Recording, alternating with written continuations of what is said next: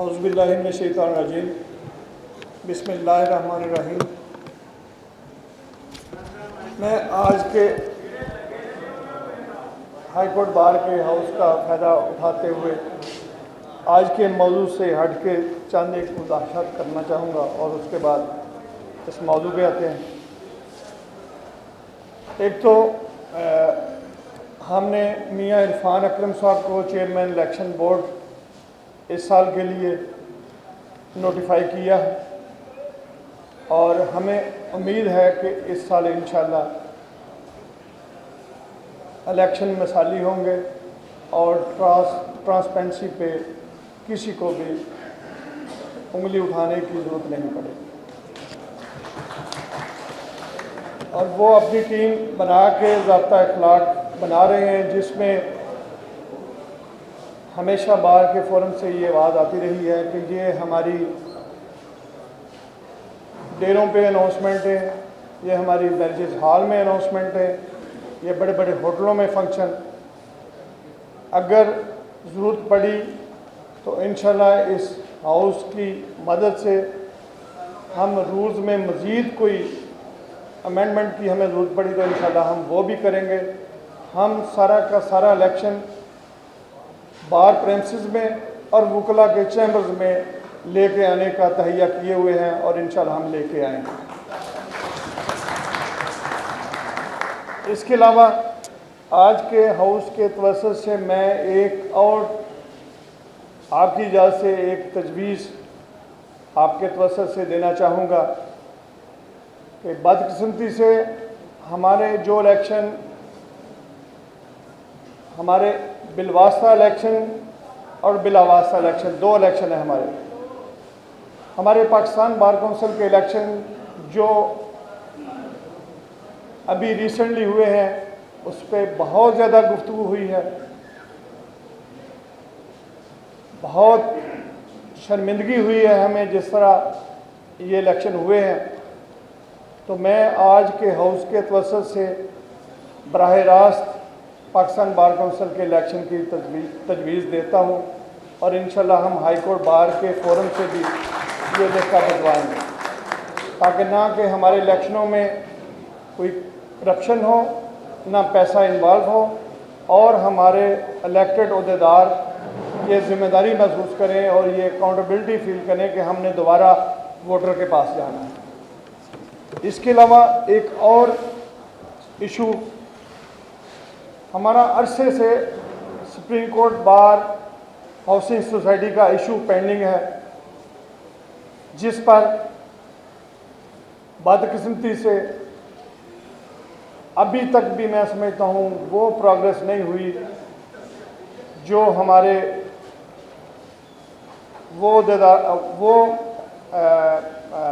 हमारे मेंबरान जिन्होंने अपने खून पसीने की कमाई से उधार लेके पैसे जमा करवाए हैं उन पे कोई प्रोग्रेस नहीं हुई। लेकिन दूसरी तरफ हमारे सामने ऐसे ऐसे स्कैंडल आए हैं प्लॉट्स के हवाले से, जिसमें आपको पता है कि सुप्रीम कोर्ट के जजेस के हवाले से कई प्लॉट्स और उसके अलावा आजकल जो बात हो रही है वो supreme court employees housing society के हवाले से वो जो बातें आई हैं वो हमारे लिए बड़ी तकलीफ़ देह हैं और बाइसे शर्म है कि वो सोसाइटी 2007 में सुप्रीम कोर्ट बार के एम्प्लॉइज़ के लिए बनाई गई और मेरे इल्म में ये आया कि उस वक़्त जब जवाहिद ख्वाजा साहब को इस सोसाइटी के मामलात उनके सुपुर्द किए गए तो उन्होंने एक लहदा नोट लिखा कि इस सोसाइटी का नाम supreme court employ housing society नहीं होना चाहिए, ये कोऑपरेटिव सोसाइटी है और इसमें किसी भी तरह जजेस की ना तो मदाखलत हो ना वो इनके बेनिफिशरी हों। लेकिन इसके बावजूद हमारे इल्म में आई कि कई ज़्यादा जजेस जिनमें सुप्रीम कोर्ट के चीफ जस्टिस साबका चीफ जस्टिस साहिबान और जज साहिबान शामिल हैं जो उस मुलाजमीन की हाउसिंग सोसाइटी के बेनिफिशरी हैं, और दूसरी तरफ सुप्रीम कोर्ट के वकला जिन्होंने 40-40 लाख अरसा 5-6 साल पहले से जमा किए हुए हैं, वो आज तक भी अनसर्टनिटी का शिकार हैं। उन्हें नहीं पता कि ये उनकी ज़िंदगी में ये प्लॉट मिल रहे हैं कि नहीं मिल रहे। ये वो सारे इश्यूज़ हैं जो इस मुआशरे की नाइंसाफ़ी का मुंह बोलता सबूत है, और आज का ये इजलास भी हम नाइंसाफ़ी की बात को हाईलाइट कर रहे हैं। हमारा आज का इजलास सिंध हाई कोर्ट बार के इजलास की कंटिन्यूशन में है, जहां पर पूरे पाकिस्तान से तमाम वकला की तंजीमें बग़ैर किसी ग्रुपिंग की तफरीक के सब लोग वहाँ मौजूद थे, और वो इजलास 5 घंटे से ज़्यादा जारी रहा। हाई कोर्ट बार ने भी उसमें पार्टिसिपेट किया, जहाँ पर chief justice Sindh high court की ढाक तकर्री के हवाले से और आउट ऑफ टर्न जजेस की एलिवेशन, जिनमें मैडम आयशा की तकर्री के हवाले से भी बड़ी तफसील से बातें हैं। इस दफ़ा मैं समझता हूँ ऊपर जो खिलाड़ी हैं उन्होंने बार को तकसीम करने की कोशिश की। उन्होंने कोशिश की कि शायद जेंडर डिस्क्रिमिनेशन का इशू बना के हम इनमें कोई तकसीम पैदा कर सकते हैं। देखिए, फ़ीमेल हमारे माशरे का 50% हैं। हम उनकी कदर करते हैं, हम उनकी इज़्ज़त करते हैं, और हम उनका मुकाम समझते हैं। मैडम आयशा नो डाउट बहुत कॉम्पिटेंट जज हैं। हम उनकी कॉम्पिटेंसी पे भी कोई उंगली नहीं उठाते। एक नाजुक पहलू उठा के इस्टेब्लिशमेंट ने कोशिश की है कि जेंडर इशू बनाया जाए। हम समझते हैं कि मैडम फ़खरुन्निसा भी एक फ़ीमेल जज थी और उसका राइट छीना गया। वो chief justice Lahore high court का उसका जो हक था वो छीना गया। उसको सुप्रीम कोर्ट में भी नहीं ले गया। बार ने तब भी ये बात है, और बार बड़ा फ़ख्र महसूस करती मैडम आयशा यहाँ लाहौर हाई कोर्ट में चीफ जस्टिस मुकर्रर होती, और उसके बाद सुप्रीम कोर्ट में एलिवेट। लेकिन इशू ये नहीं है, उनका इशू ये है कि हम अपनी पसंद और नापसंद के जजेस को ना सिर्फ हाई कोर्ट्स में एलिवेट करें बल्कि सुप्रीम कोर्ट में भी अपनी पसंद के जजेस को एलिवेट करें। हमारा इशू, जैसे मेरे भाई अज़हर सिद्दीक साहब ने फरमाया, वो कहते हैं कॉन्स्टिट्यूशन में ऐसी कोई प्रोविजन नहीं है। लेकिन हम बड़े अदब से गुजारिश करने के कि हम रोज़ाना यहाँ आपके सामने ही अपीयर होके डिस्क्रिमिनेशन की बात करते हैं, सीनियरिटी की बात करते हैं।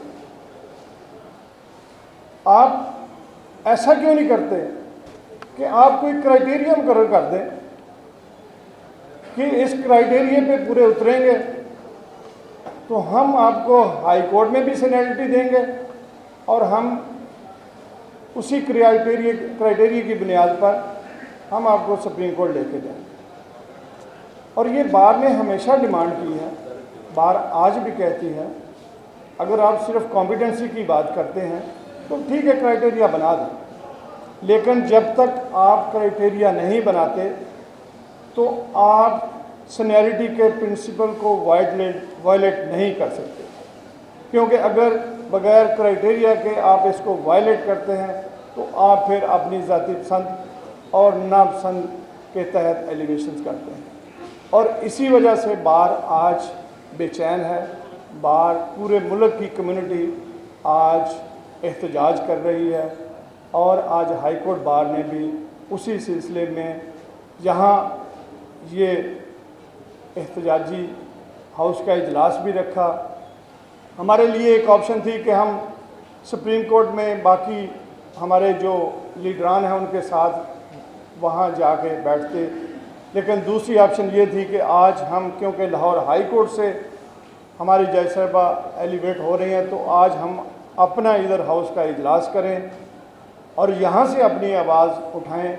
ये हमारी आवाज़ सिर्फ आज की एलिगेशन के हवाले से नहीं है, बल्कि माजी की जितनी भी वायलेशन करते हुए सीनियरिटी के प्रिंसिपल को एलिगेशन हुई हैं, सबके ख़िलाफ़ हैं। और हम तजवीज़ पेश करते हैं, उधर कराची में भी ये बात डिस्कस हुई कि हमें इस सिलसिले में बाकायदा पटिशन लेके सुप्रीम कोर्ट में जाना चाहिए और माजी में जितनी भी इस तरह की एलिगेशन हुई हैं हम सब के मामला वहाँ टेकअप करें। तो आज का ये हाउस हम अपने जुडिशल कमीशन को ये मैसेज देते हैं कि आपका तरीक़ाकार हमें पसंद नहीं है, आपका तरीक़ाकार कानून के मुताबिक नहीं है, आपका तरीक़ाकार कॉन्स्टिट्यूशन के मुताबिक नहीं है।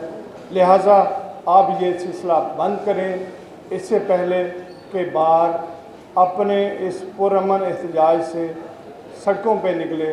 आप मेहरबानी करें इस सिलसिले को बंद करें। बहुत शुक्रिया जी। आज का ये इजलास गो के सिंध हाई कोर्ट बार के फैसला के मुताबिक सिर्फ़ और सिर्फ हाई कोर्ट और उधर सुप्रीम कोर्ट जाना था, लेकिन आज का हम ये भी उनको मैसेज देना चाहते हैं, हम एहतजाज में ज़्यादा एक्टिवली हो गए यहाँ हाउस का इजलास करें। थैंक यू वेरी मच जी। सब मेंबरान का बहुत बहुत शुक्रिया। Thank you.